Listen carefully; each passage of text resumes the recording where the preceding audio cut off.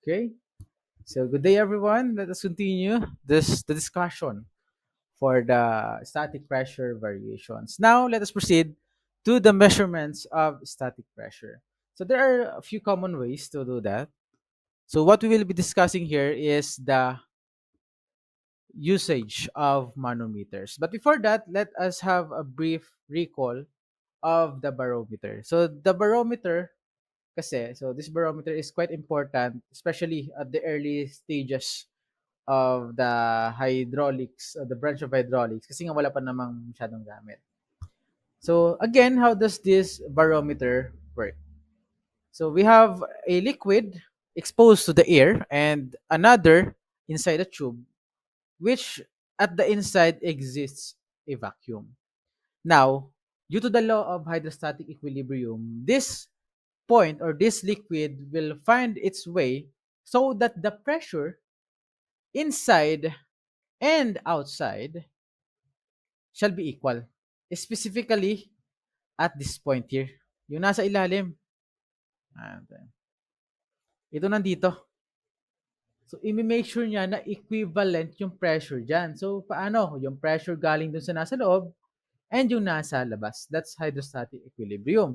Yun nga lang, yung nasa loob kasi, vacuum. We have vacuum. Whilst on the other side or at the outside, there exists an air pressure. Meaning, there will be a difference in pressure. Now, to counteract that, so the liquid will be pushed inside that vacuum and fill the vacuum. Now, this height here, okay, if we measure the pressure at this point, from this point to this point, using pressure is equal to gamma H, this pressure will be equivalent to, yes, the atmospheric pressure because here, the pressure here and this point should be equal. 'Di ba sabi natin, kapag same level, dapat same yung pressure. So, ganun yung ginagawa ng barometer. Dahil yung nasa labas, especially yung nasa surface, is equivalent to the atmospheric pressure, yung same level niya, pero nasa loob ng vacuum, dapat same lang din yung pressure. Yun nga lang, dahil vacuum yon, aangat na nga lang ngayon tuloy si Mercury para gamitin na lang natin yung gamma H. Okay? Now, kaya Mercury yung ginagamit natin because medyo mabigat kasi si Mercury. Imagine mo kapag tubig yan, 'di ba? Taas niyan. Si Mercury kasi napakabigat, 'di ba? 13.6 yung kanyang specific gravity. Convert mo 'yun, bigat noon. Okay, that's why Mercury is being used. Now, let's proceed to the next part, the manometer. So, this manometer, usually a tube or U, but not all the time. So, it contains a liquid of known specific gravity. Now, the surface of that liquid, the interface of the liquid changes based on the pressure. For example, for a piezometer, okay, a simple type of manometer, this tank, pinasakan natin yan ng tube. So, kita mo naman, may sinaksak na tube. This height here, yung height na yan ang magsasabi sa atin kung ano yung pressure sa point A. Because we know, to determine the pressure at the point A, we simply do summation gamma H, wherein H is the height of the liquid above A. Diba? Eh, ano yung height ng liquid sa taas ng A? Diba mula dito hanggang dun sa pinaka-point na yun? So, by doing gamma H, malalaman natin at this point, that is the pressure. Now, there is a clear limitation for piezometer. So, imagine mo ang pressure sobrang taas ng pressure. Eh di ang mangyayari sa tube, sobrang taas din. Hindi naman pwede yon. Ganon din naman kapag sobrang baba. Magka-cavity na yan. Kumbaga, masasak na yan. Hihilahin na yan. Hihigupin na nung tangke mo yung pipe sa sobrang baba ng pressure. Kasi nga, bababa ng bababa, di ba? Pababa kapag mababa, pag negative. Kapag positive, pataas. So, hindi pwede. May limitation. There is just a certain range na medyo maliit lang.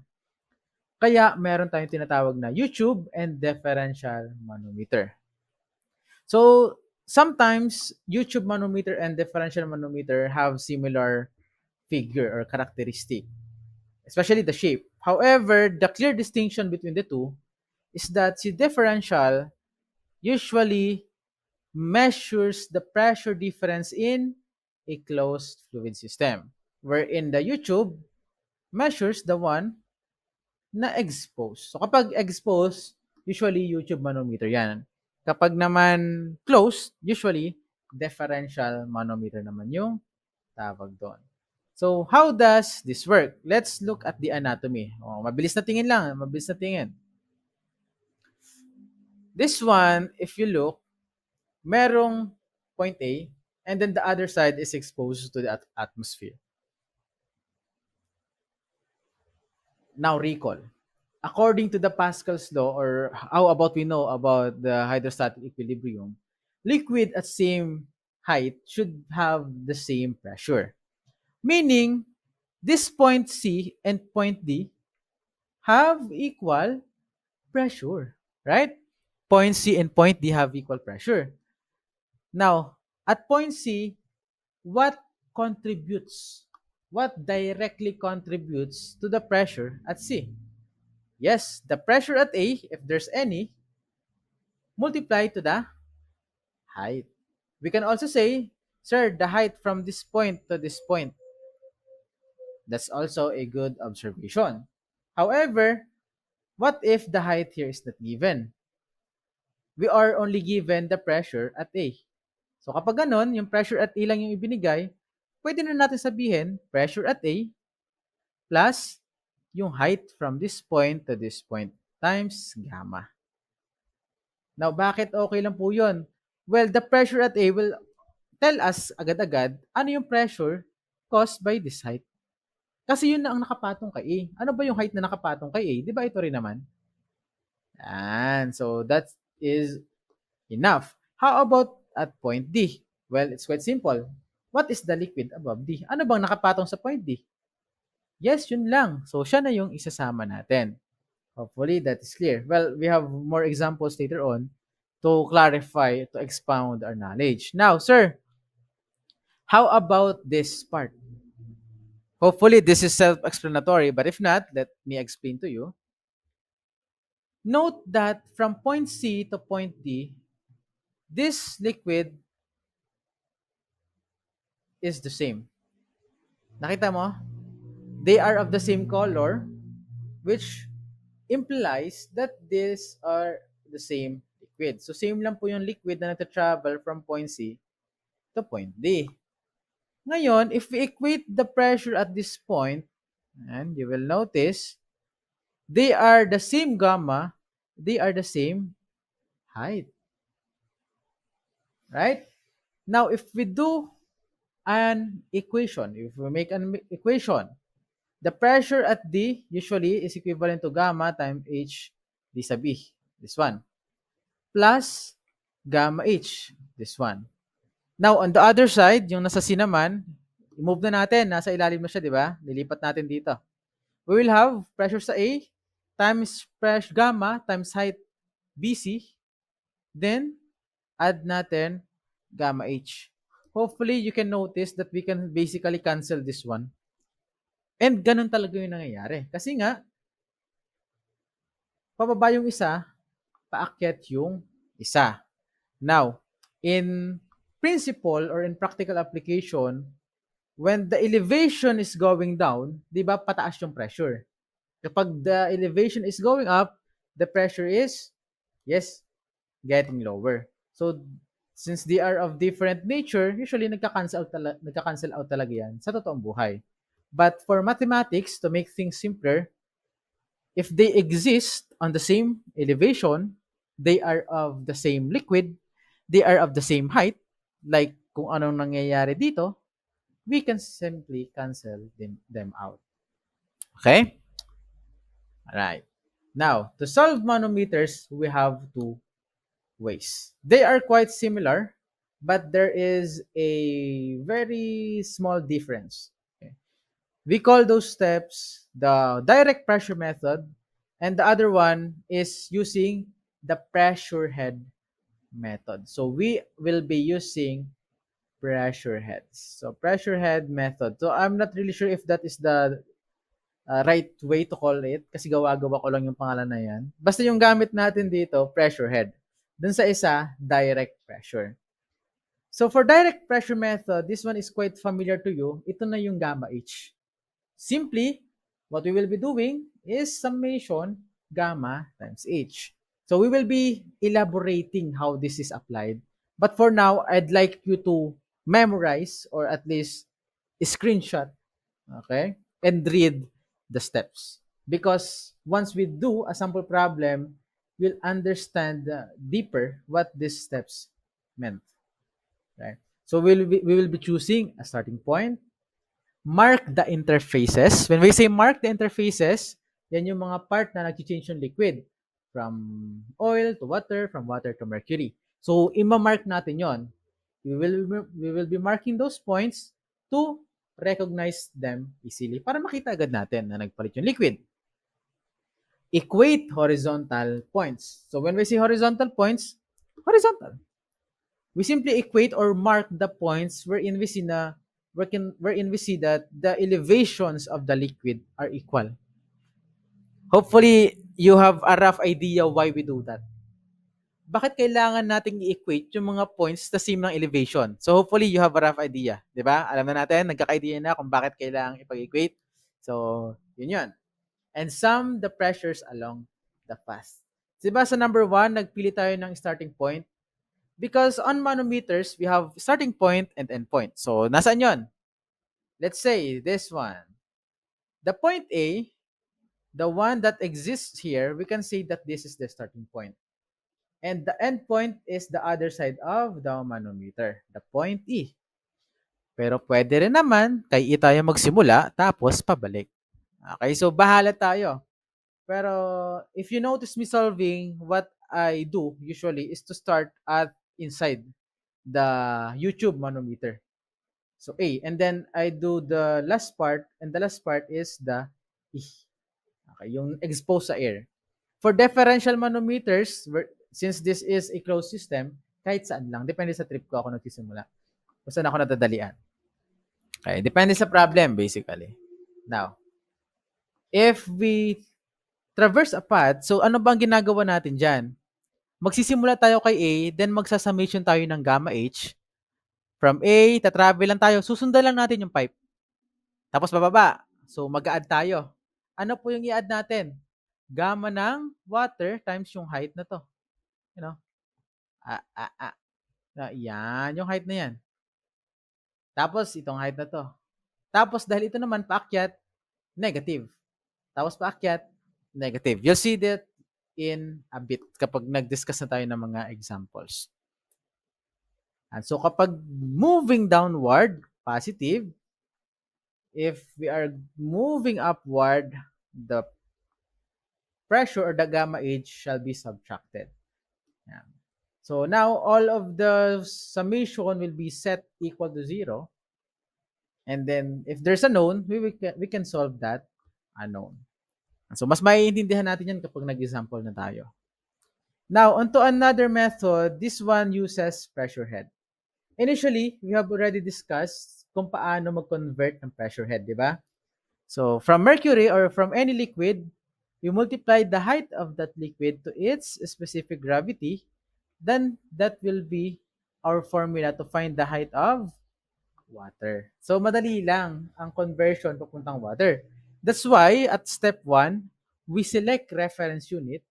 Decide on the fluid, water is recommended. Ang reason yun ay ito mismo.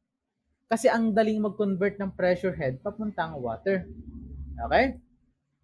And the unit, syempre, depende yan. Pwede naka-feet, pwede naka-meters, ikaw bahala. Pero mas maganda, dito lang sa dalawa. Because the unit weight na given, usually, naka-meter cube or naka-cubic foot. So, mas okay na, ito yung gagamitin nating height. So, kung hindi nakaganyan, convert mo na para hindi mo makalimutan. Now, for the second step, we will be numbering the interfaces. So, similar to the direct pressure method. Equate horizontal levels. And then, sum head changes. Dun sa isa, pressure ang sinasum. Dito, pressure head. But ganun pa din. Kapag pababa, plus. Pag pataas, negative. Now, kapag nag-example na tayo, observe these steps. How these steps are applied. Importante maintindihan nyo yun because paulit-ulit lang yan. So, mapapansin natin yan. Select reference, number interfaces, equate horizontal levels, sum head changes. Okay, so we will be able to understand this in a deeper way once tayo ay nag-example na.